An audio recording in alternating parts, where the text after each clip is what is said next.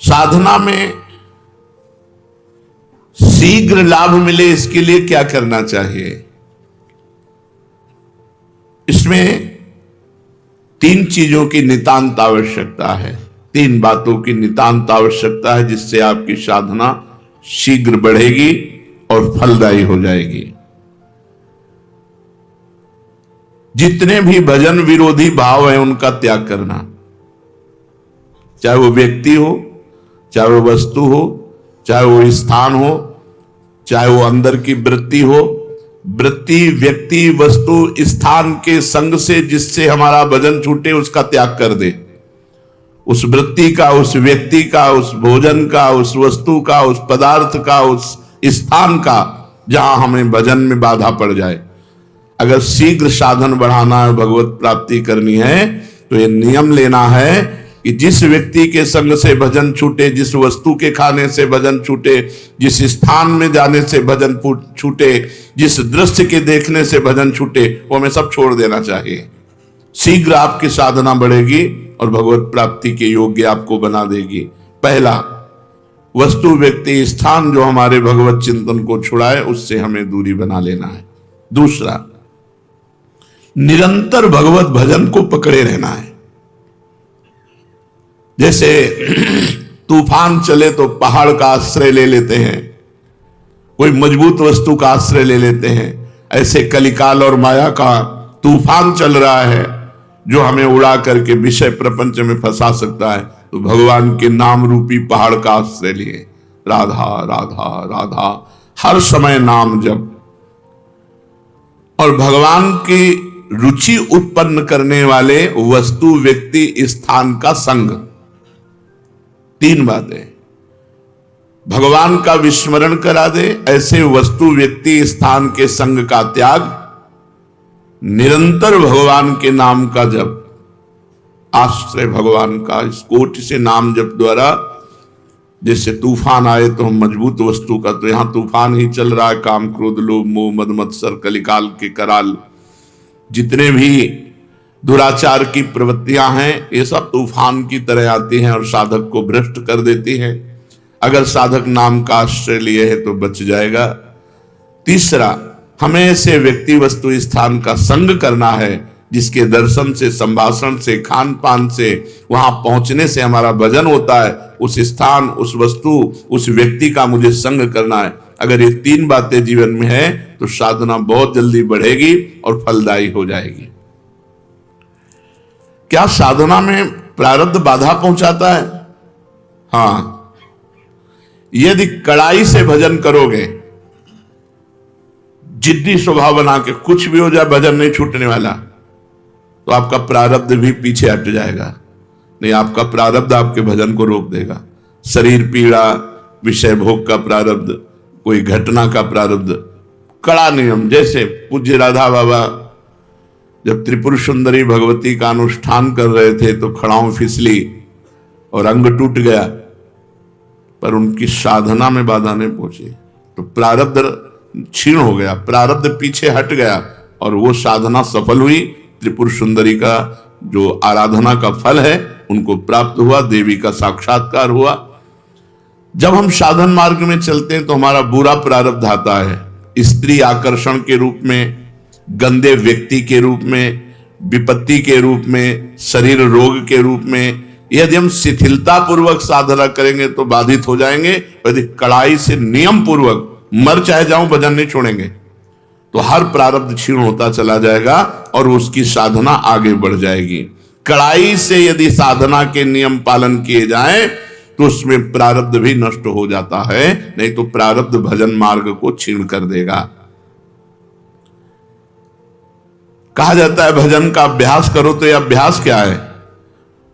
शरीर को बार बार भगवत सेवा में लगाना, मन को बार बार भगवान के नाम में लगाना, बुद्धि को बार बार भगवान के चरणों में लगाना, इसी को अभ्यास कहते हैं।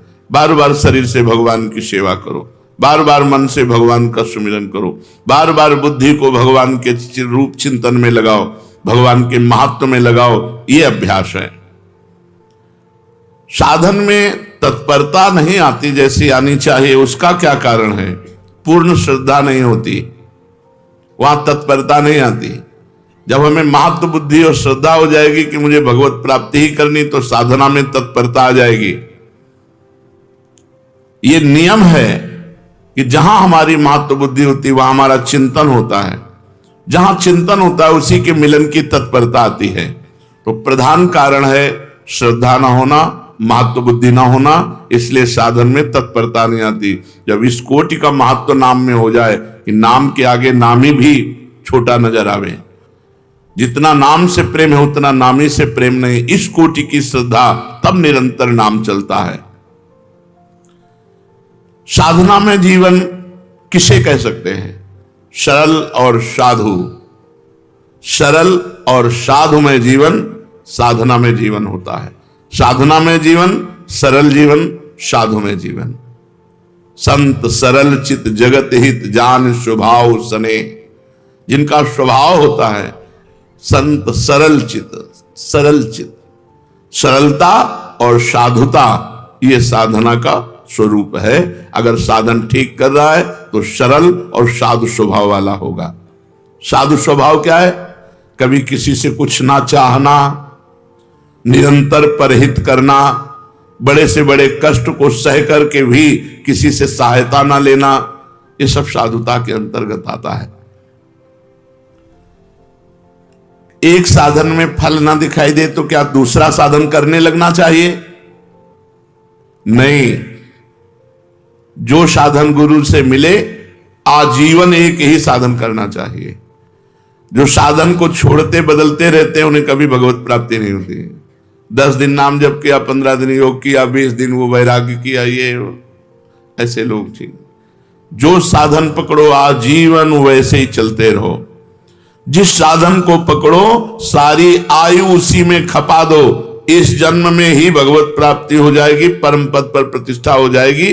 जो साधन पकड़ो आजीवन, जो नियम, जो दिनचर्या आजीवन वैसे चलते रहो, उसको बदलाव मत करो, तो निश्चित भगवत प्राप्ति हो जाएगी, निश्चित परम पद प्राप्त हो जाएगा। ये जो बार बार गुरु बदलते रहते हैं, साधन बदलते रहते हैं, इनसे बड़ा अपराध बनता है। ये साधक वादक नहीं है, वो मनमानी स्वच्छंद अपने आचरण करके वो अपने को सुखी समझते हैं। कहा जाता है कि साधना में व्यभिचार ना हो, तो ये व्यभिचार का तात्पर्य क्या है? साधना में व्यभिचार है अपने इष्ट को छोड़ करके, अपने गुरु को छोड़ करके दूसरे की तरफ लुभायमान होना, दूसरी प्रणाली स्वीकार कर लेना, दूसरी भजन प्रणाली स्वीकार कर लेना, यह साधना में व्यभिचार है। अपने इष्ट और गुरु में ही हमारी भजन प्रणाली जो है वही चले। जैसे अपने यहां है नाम, मंत्र, वाणी, सेवा, यही जीवन है।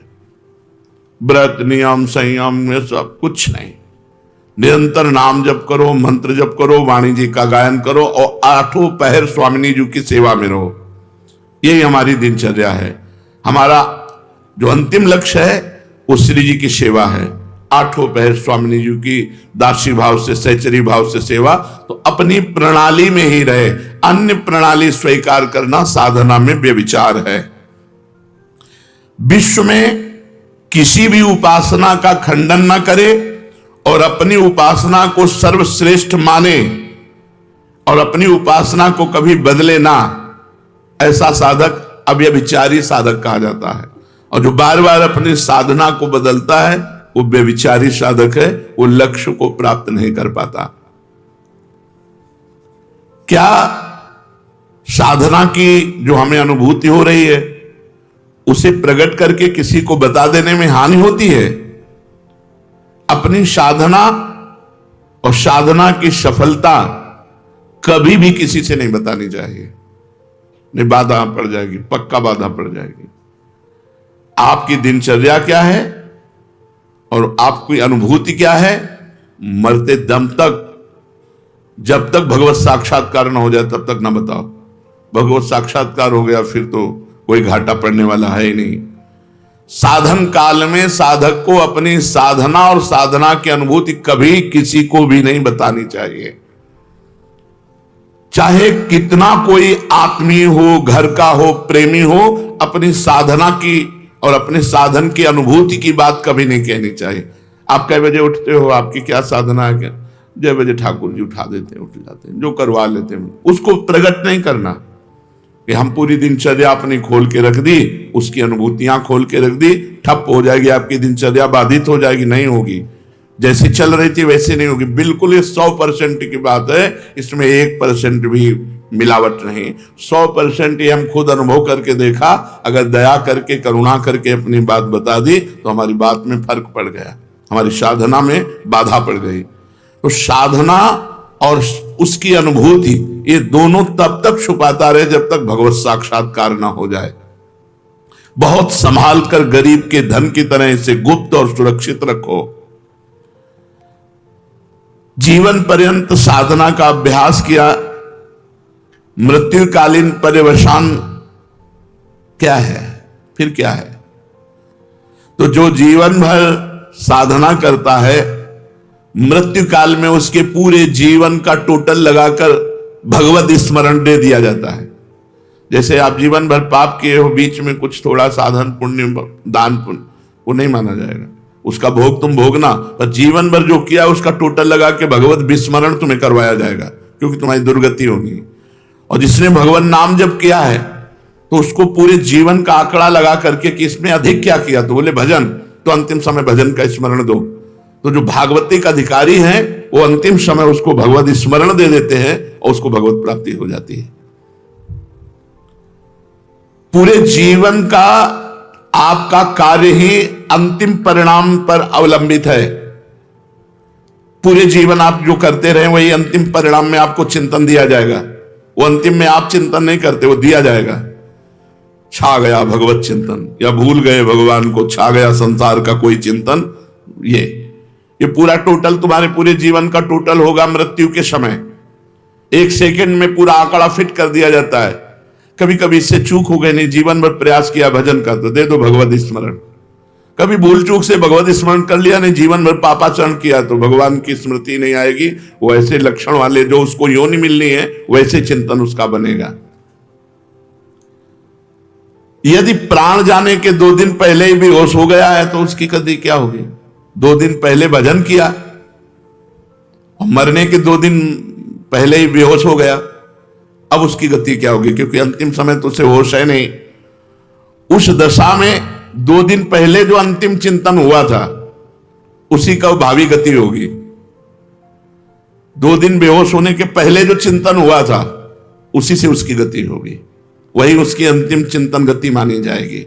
इसीलिए हर समय नाम जप करो, पता नहीं कौन सी श्वास आखिरी हो। अंत समय में भगवत स्मरण किस प्रकार का होता है? जिसने जीवन भर भगवान का स्मरण किया उस समय भगवान छा जाते हैं उसके दिमाग में। वो राधा राधा नहीं कहेगा, किशोरी जी छा जाएंगे उसके दिमाग में और उन्हीं के चिंतन में वो मरेगा। इसीलिए जीवन भर माला चला रहे हैं, जीवन भर भजन कर रहे हैं कि अंतिम समय हमारा बन जाए। तो अंतिम समय क्या होगा? हमारे इष्ट देव आकर के छा जाते हैं। श्री राधिका निकुंज मंडली तत्र तत्र हृदय में विराजताम। श्री स्वामी जो अपने परिकर के साथ प्रकाशित हो गए। इसका साधन क्या है कि अंतिम समय हमें भगवत स्मरण हो ही जाए। संपूर्ण जीवन निष्पाप और भगवत चिंतन परायण रहो। संपूर्ण जीवन निष्पाप, कोई पाप करने की चेष्टा ना करो और खूब नाम जप करो, तो अंतिम समय प्रिया प्रीतम तुम्हारे दिमाग में छा जाएंगे। संपूर्ण जीवन भजन में लगाए तो सांसारिक कार्य कैसे करें? जागतिक कार्य भी तो हैं, व्यापार है, नौकरी है, और भी सब कार्य हैं। आप कहते हो हर समय भजन करे तब अंतिम समय, तो कैसे संभव हो सकता है? स्वकर्मणा तमभ्यर्च भगवान ने आदेश किया। भगवान के आदेशानुसार आप चाहे जहां जो भी कार्य कर रहे हैं धर्मयुक्त, वो आपकी पूजा मानी जाएगी। आप ऑफिसर हो, आप जज हो, आप वकील हो, कुछ भी हो, आपका जो कर्म है वो निष्पाप होना चाहिए। वो धन के निमित्त से दोष को छुपा करके निर्दोषी को दंड दे दे, अपराध बन गया, पाप बन गया। आप अपने धर्म से चूक कर लिए, घूस लेकर के अपराधी को छोड़ दिया और निरपराध को दंड, आपसे पाप बन गया। व्यापार आप कम तौल रहे हैं, ज्यादा दाम ले रहे हैं, आपसे अपराध बन गया। नहीं तो स्वकर्मणा तम अभ्यर्च, आपका स्वकर्म ही भगवान की पूजा बन जाएगी। किसानी, खेती, व्यापार जो भी आप कर रहे हैं, यदि धर्म पूर्वक करें और नाम जप करें तो और पूजा बने न बने, वो आपका कर्म ही पूजा बन गया और भगवान की प्राप्ति हो जाएगी।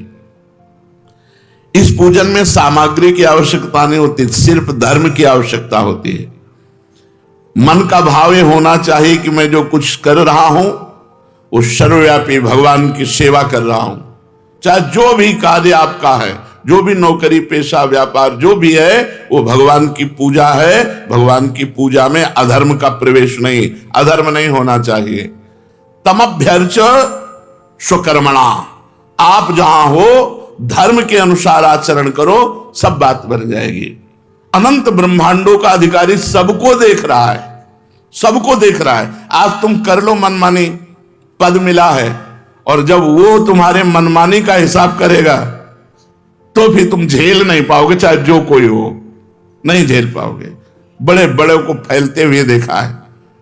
इसलिए स्वकर्मणा तमभ्यर्च, आपको जो पद मिला है, आपको जो सेवा मिली है, आपको जो अधिकार मिला है, वो भगवान की पूजा है। बहुत होश से करना, उसमें घूस लेना, अधर्म आचरण करना या गरीब को सताना, निर्दोष को सताना, ये बड़ा भारी पड़ेगा। दुखिया को न सताइए, दुखिया देगा रोए, और जब दुखिया के मुखिया सुने तब तेरी गति का होए। भगवान ने गीता जी में कहा है, अपने कर्म को ही पूजा मानो और नाम जप करो। कोई आपराधिक कानून के विरुद्ध आचरण आप मत करो, नहीं तो आज आप पदाधिकारी हो, जब आपका कर्म आपकी बुद्धि को भ्रष्ट करेगा तब आपका पद भी चला जाएगा, आप भी दुर्गति को प्राप्त होंगे।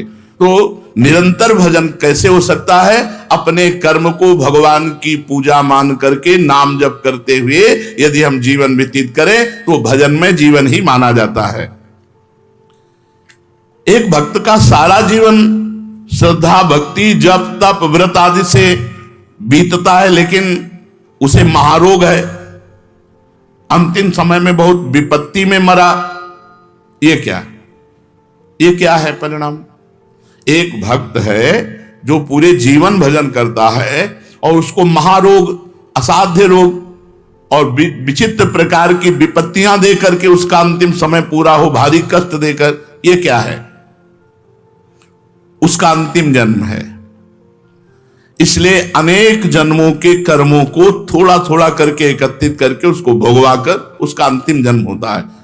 जो ऐसा भक्त होता है, जीवन भर साधन भजन किया, असाध्य रोग हो गया, बड़ी विपत्ति, बड़ा कष्ट, तो उसका अनादिकाल से सृष्टि में जब से उत्पन्न हुआ, अब आखिरी अंत होने जा रहा है, अब वो भगवान को प्राप्त होगा, तो उसके जीवन में वो कष्टों की बौछार हो जाती है।